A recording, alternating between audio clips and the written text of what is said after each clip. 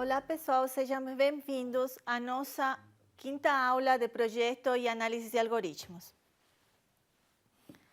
Nessa aula trataremos um pouquinho sobre divisão e conquista, retomaremos a aula anterior e equações de recorrência. Vamos ver também hoje algumas formas de resolver recorrências. O primeiro método que vamos ver é o teorema mestre. Então, só lembrando da aula anterior, a técnica de divisão e conquista. Ela tem vários passos. O primeiro é o passo de divisão. O problema é dividido em subproblemas menores. A conquista, esses subproblemas encontrados são resolvidos recursivamente e os problemas que são pequenos são resolvidos diretamente. E, finalmente, o passo de combinação, em que as soluções dos problemas são combinados. Tanto o passo de divisão como o passo de combinação devem ser rápidos. Vimos na aula passada, só lembrando, o algoritmo Merge Sort, que permite ordenar um vetor. Ele usa o método de divisão e conquista, a técnica de divisão e conquista. Então, ele o que faz é dividir o vetor mais ou menos pela metade, resolve essa primeira parte, chamando recursivamente o método, resolve a segunda parte e depois combina essas duas soluções, esses dois subproblemas, intercalando a solução. Vimos também na aula passada que o consumo de tempo desse algoritmo é esse daqui. Então, o consumo de tempo para uma entrada de tamanho n é t de n meios mais t de n meios mais θ de n meios. E quando o problema é de tamanho 1, é θ de 1. Só para lembrar o que significa esse teto e esse chão aqui, por exemplo, se temos um vetor de tamanho 9, 9 dividido por 2 vai dar 4,5, o teto seria o maior inteiro, o próximo maior inteiro, nesse caso seria o 5, e no caso de chão, seria o menor inteiro anterior a ele, que seria 4. Tá. Vimos na aula passada, tudo bem, a gente já sabe qual que é a equação da recorrência, que é essa de aqui, mas não sabemos exatamente quanto que é t de n. Não sabemos se ele é, por exemplo, θ de n log n, θ de n ao quadrado, ou θ, por exemplo, de n ao quadrado log n. Em geral, para algoritmos que usam a técnica de divisão e conquista, podemos usar a seguinte equação da recorrência. Para uma entrada de tamanho n, o consumo vai ser o tempo que é usado para fazer a divisão, o passo de divisão, mais o tempo que é usado para fazer o passo de conquista, mais o tempo que é usado para fazer a combinação dos resultados dos subproblemas. Suponha que o problema é dividido em A subproblemas, e cada um com 1 dividido por B do tamanho original. Qual seria, então, o consumo do passo de conquista? Então, estou dividindo em A subproblemas, cada um com tamanho 1 dividido por B do tamanho original. O que vamos ter, então? Vamos ter o seguinte, A vezes T de N dividido por B. Então, esse seria o custo do passo de conquista. Tudo bem. E agora, se queremos ver o consumo de forma geral de um algoritmo de divisão e conquista, a gente poderia colocar assim.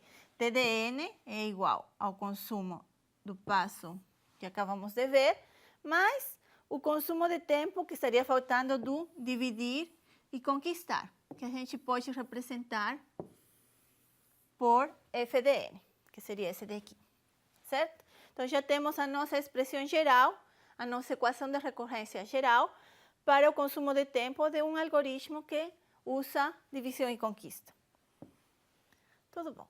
E agora queremos resolver essa recorrência. Isto é, obter uma fórmula fechada para t de n que dê o valor da função diretamente em termos do seu argumento. Tá. Existem vários métodos para fazer isso. Entre eles, encontramos o método de substituição, o método de iteração, o método de usar uma árvore de recorrência e o teorema mestre. O que vamos ver hoje E o último, o teorema mestre.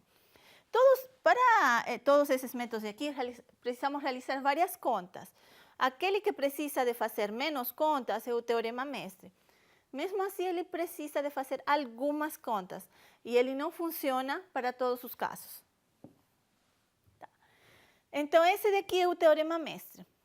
Suponha que você tem o consumo de tempo desse jeito, que é praticamente o que a gente falou, que é o consumo de tempo dos algoritmos de divisão e conquista, certo? E o que ele faz? Esse teorema mestre, o que ele faz? Ele vai comparar o f de n, em todos os casos, ele vai comparar o f de n com n log base b de a. Tá? Vamos ver daqui a pouquinho alguns exemplos. Então, ele vai ver se f de n é da ordem O dessa expressão, da ordem θ dessa expressão, ou da ordem ômega dessa expressão. No primeiro e no último caso, temos um valor epsilon, que deve ser maior que zero. Tá? Em cada um dos casos, se o problema se encaixa, por exemplo, no caso 1, então ele vai falar, o consumo de tempo é θ de n log b de a. No segundo caso, o consumo de tempo é esse, e no terceiro caso, o consumo de tempo é θ de f de n. Então, o que devemos fazer? É praticamente como uma receita de bolo. Se seu problema está no primeiro caso, essa é a resposta. Se seu problema está no segundo caso, essa é a outra resposta, e se está no terceiro, essa é a outra. Certo? No caso 3, existe ainda mais uma verificação que precisamos fazer, que é verificar a condição de regularidade. Qual que é a condição de regularidade? É essa daqui. Temos que verificar se a f de n dividido por b é menor ou igual a c vezes f de n. Isso deve ser verdade para alguma constante c menor a 1. Então, nesse caso, temos que ver se existe essa constante que é menor que 1, para um n suficientemente grande. Então, é um passo a mais que deve ser verificado no caso 3. Nesse caso 3, para fazer essa verificação, quando f de n é um polinômio, a gente sabe que a condição de regularidade se cumpre, então, nesse caso, não é necessário fazer a verificação. Nos outros casos, sim. Mais uma observação adicional. Mesmo para funções no formato at de n dividido por b mais f de n, o teorema mestre pode não ser aplicável. Tá? Então, vejamos um exemplo. Suponha que eu quero resolver a seguinte recorrência. T de n igual a 1 para n igual a 1, e T de n igual a 4 vezes T de n meios mais n para n maior que 1. Tá, o primeiro que temos que fazer para poder identificar qual que é o caso, se o primeiro, o segundo, o terceiro, é identificar quais são os valores de A, B e f de n. Tá? Então, aqui temos o A é 4, o B é 2 e o f de n é n.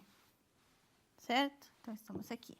Identificamos as constantes e a função f de n. O segundo passo é calcular n log b de a. Por quê? Porque nos três casos está, e a gente precisa comparar o f de n com essa expressão. Então, vamos calcular n log b de a. B é 4, A é 2. Desculpe, A é 4, B é 2. Então, substituindo, vamos ter n log base 2 de 4, que dá n ao quadrado. Tá. E agora sim, temos que verificar o seguinte. F de n está por cima ou por baixo de n log b de a. Ou seja, n está por cima ou por baixo de n ao quadrado. É isso mais ou menos o que a gente precisa ver, o que está falando essa expressão aqui. Então, sabemos que n está por baixo de n ao quadrado. Tá.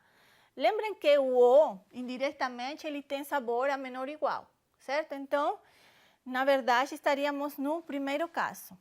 O n está por baixo de n log b de a. Então, vamos estar no caso 1. Mas, para estar no caso 1, ainda precisamos encontrar esse epsilon aqui. O epsilon, certo? Então, temos f de n, Isso é O de n ao quadrado menos um epsilon. Para que epsilon, isso ainda é verdade. A gente pode escolher, por exemplo, 1.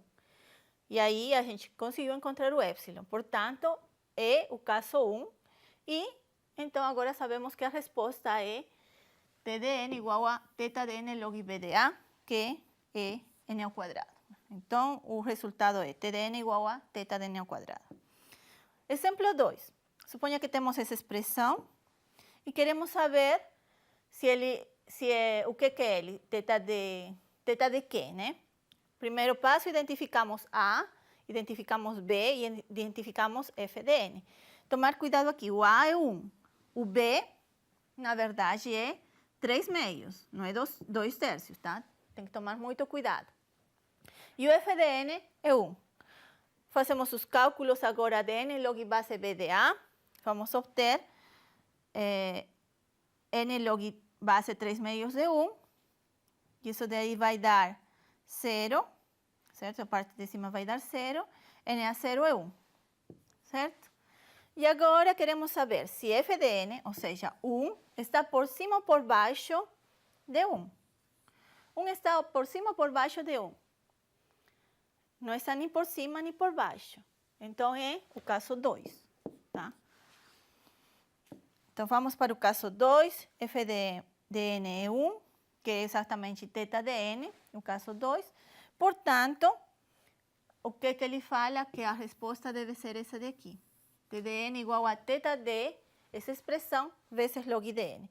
Essa expressão a gente encontrou que é 1, então vai ser θ de 1 vezes log de n, que dá θ de log de n. Essa seria a resposta. Exemplo 3. Resolva a seguinte equação de recorrência. Identificamos os valores de A, B e f de n, certo? Então, vamos lá. A é 3, B igual a 4, f de n, n log de n. Calculamos a expressão que sempre calculamos, n log base b de A. Isso vai dar n elevado a log base 4 de 3, que aproximadamente é 0,8. Então, tenho n elevado a 0,8. E aí temos que comparar. F de n, n log n, está por cima ou por baixo de n elevado a 8,1? E a resposta é, ele está por cima. Se está por cima, então estamos no terceiro caso, caso 3, certo? E, portanto, a gente vai falar, colocamos aqui, né, f de n, n log de n, e precisamos encontrar o epsilon. A gente encontrou aqui que isso é ômega de n elevado a 0,8 mais um epsilon. Tá. Para que epsilon isso pode ser verdade? A gente poderia colocar diferentes epsilons. Podemos, por exemplo, colocar 0,2. Tá? Com isso encontramos um epsilon, aproximadamente o valor dele é 0,2. Estamos no caso 3. Ok, mas vimos que para o caso 3 ainda precisamos verificar a condição de regularidade. O que fala então a condição de regularidade? Essa daqui. Temos que fazer essa continha aqui, tá? Dado que esse daqui não é um polinômio, dado que f de n não é um polinômio. Então, fazemos a continha. De novo, colocamos aqui os valores para a gente não se perder. O A é 3, o B é 4, o f de n é n log de n. Tá, temos que calcular A vezes f de n dividido por B. A, 3. F de n dividido por B, f de n dividido por 4. Isso daí a gente vai substituir em f de n, aqui nessa expressão daqui, certo? Então, eu estou passando o argumento n dividido por 4 e vou substituir aqui. Vai ficar 3 vezes n dividido por 4, log de n dividido por 4, que é essa parte aqui em amarelo.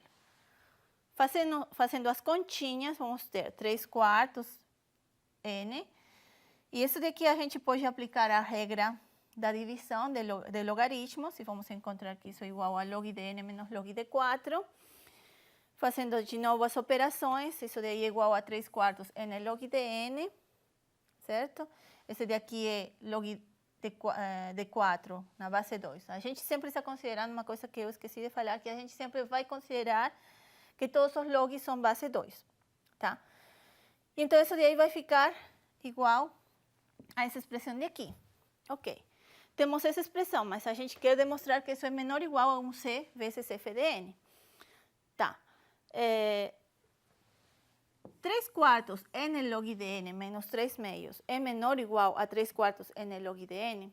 Sim, porque aqui estamos tirando uma parte dessa expressão, certo? Então, isso daí é verdade. Posso colocar isso. Ok. O que é f de n? F de n é n log de n. Ah, que ótimo, eu encontrei esse n log de n aqui. Qual que é o valor de c, então? O valor de c é 3 quartos. Eu precisava de uma expressão exatamente assim, certo? E eu vi que esse 3 quartos realmente é o c, e ele é menor que 1. Portanto, conseguimos demonstrar que ele cumpre a condição de regularidade para um c igual a 3 quartos. E para todo n maior ou igual a 1. Certo. Aí, então, conseguimos verificar que ele cumpre a condição de regularidade, ok? Portanto, agora sabemos qual que é a resposta.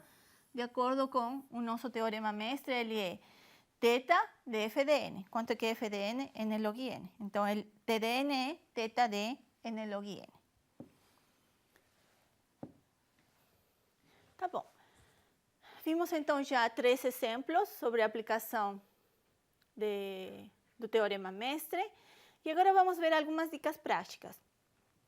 A solução da recorrência t de 1 igual a θ de 1 e t de n igual a θ de n meios teto mais t de n meios chão mais θ de n mais 2 para n igual a 2, 3, etc. Na verdade, representa todas as recorrências que são dessa forma. Então, aqui é essa parte de aqui, né? Que é equivalente, a gente poderia chamar de equivalente. Então, representa todas as recorrências em que essa expressão de aqui é substituída por f de n, e f de n é θ de n mais 2, que é o mesmo que falar que é θ de n. Tá? Essa recorrência de aqui está na mesma classe θ que a solução dessa outra segunda recorrência, segunda expressão de recorrência. Tá? Em que você substitui no lugar de f de n simplesmente n. E além disso, você pode tirar os tetos e os chãos aqui. Tá? E então ficou 2t de n meios mais n. Então, essa recorrência está na mesma classe θ que essa outra recorrência daqui. E também, o que estamos falando aqui é que, inclusive, você pode mudar o caso base. Então, a gente poderia começar com um caso base diferente, 2, e falar que para 2 é 20. E a expressão para os demais n's continua igual. Tá? Então, o que estamos falando aqui? Estamos falando que não importa os tetos e chãos, a gente pode substituir, na verdade, se temos uma expressão θ de n mais 2, a gente pode substituir por uma função f de n que seja dessa ordem, θ, certo? E, além disso, a gente falou que podemos mudar o caso base. Tá. Vejamos um último exemplo, o exemplo 4. Vamos resolver essa equação, 2t de n meios mais n. Fazemos o mesmo, calculamos, na verdade, identificamos qual que é o valor de b, qual que é o valor de a, qual que é o valor de b e qual que é o valor de f de n. Tá? Depois disso, calculamos n elevado a log base b de a, isso vai dar n elevado a log base 2 de 2, que é 1, portanto, isso é igual a n. Fazemos a mesma pergunta, f de n está por cima ou por baixo de essa expressão. Tá? Então, é n e n. n está por cima ou por baixo de n? Não está nem por cima nem por baixo. Tá bom, então estamos no segundo caso, certo? F de n é θ de n elevado a 1, caso 2. E, portanto, temos já o resultado, que seria esse daqui. T de n é θ de essa expressão, e essa expressão que a gente calculou n, está aqui, vezes log de n. Tá? Por que a gente está calculando isso? Porque lembram que na aula anterior a gente viu o algoritmo Merz-Sort. E a gente queria calcular qual que era o consumo de tempo dele. E o consumo de tempo dele tinha tetos e chãos. Era TDN meios teto mais TDN meios chão mais um θdn. E isso é equivalente a essa expressão que acabamos de resolver aqui. Portanto, o nosso algoritmo Merz-Sort é da ordem θdn log n. Que é isso que queríamos saber. Certo? Existem algumas recorrências onde a gente não pode aplicar o teorema mestre. Temos aqui alguns exemplos. TDN igual a TDN menos 1 mais n log dn, tá? Porque aqui não podemos identificar o b e tem um menos 1 no meio ainda. Esse daqui é um caso bem particular que a gente pode tentar ver qual que é o problema. Esses daqui são parecidos com o primeiro caso. Esse daqui até parece que se encaixa em algum dos casos do teorema mestre, mas vocês vão poder verificar nas suas casas porque que ele não funciona, porque que o teorema mestre não funciona nele. Tá bom, então essa foi a nossa aula número 5. Espero que vocês tenham gostado e até a nossa próxima aula em que veremos mais alguns outros métodos para resolver recorrências.